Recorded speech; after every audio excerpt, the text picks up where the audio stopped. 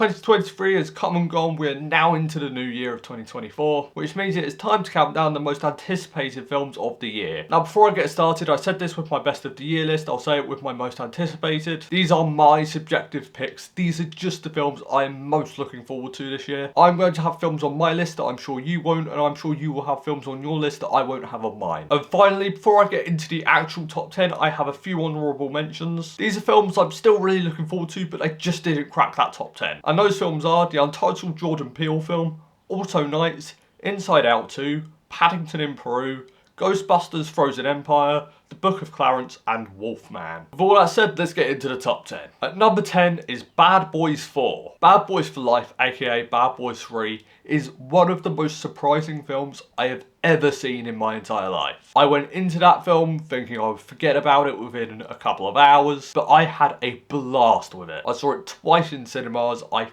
thoroughly enjoyed it. With Bad Boys 4, you have Will Smith and Martin Lawrence returning, you have the directors returning, so I'm just really hoping they can capture the same level of fun that Bad Boys for Life was. At number 9, I believe this is the only horror film on this list. That is Nosferatu, directed by Robert Eggers. I loved Robert Eggers' The Lighthouse. I thought that film was great. I wasn't huge on The Northman, but generally the subject matter didn't really appeal to me, so the fact that I enjoyed that at all is a testament to Eggers' talent. And with Nosferatu, this remake with him making it has been in the works for, I believe, nearly 10 years now. So I'm just really intrigued to see what Robert Eggers brings to it. And if done right, it could be pretty terrifying. At number 8 is Orion and the Dark. This is an animated film coming to Netflix. Now, I have no connection to the source material of this, but the main reason I'm excited for it is that the screenplay is written by Charlie Kaufman. He has way too many credits to list, but if you don't know his name, go and look him up. He has written some of the best screenplays of recent years, and I'm really intrigued to see what he brings to an animated movie, because Charlie Kaufman has a great sense of humour,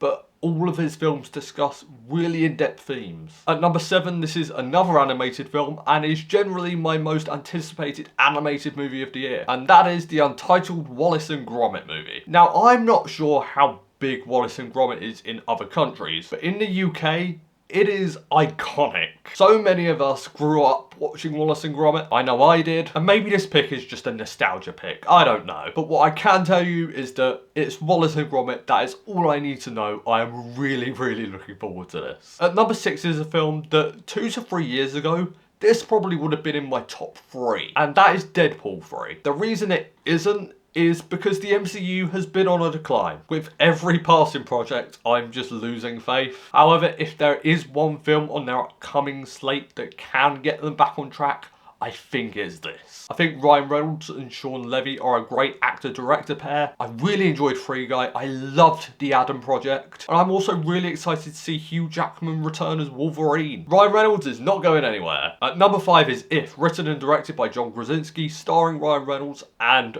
many other people. I think this concept of someone seeing other kids' abandoned imaginary friends is really intriguing, and the trailer was just really heartwarming, and I really think the film could just be that. It looks fun, it looks imaginative. I'm really looking forward to this. At number 4 is Mickey 17. This is Bong Joon-ho's next film after Parasite, which he won the Oscar for, and that won Best Picture. This stars Robert Pattinson, Stephen Young, Toni Collette, Mark Ruffalo. Generally just the idea of Bong Joon-ho and Robert Pattinson collaborating is enough for this to be on this list. I really think Mickey 17 could be something special. Top 3 now. At number 3, this is a franchise I love, and I'm really excited for this next installment. Kingdom of the Planet of the Apes. I love the previous films directed by Matt Reeves, and this is continuing that storyline. I think Wes Ball is a talented filmmaker. I'm really intrigued to see what he brings to this. And the trailer for this was wonderful. It was everything I wanted it to be. It may not be as good as Dawn or War, but I still think it can be really great. At number 2, I cannot believe this movie is finally coming out this year. Hang on a sec, let me just put something on.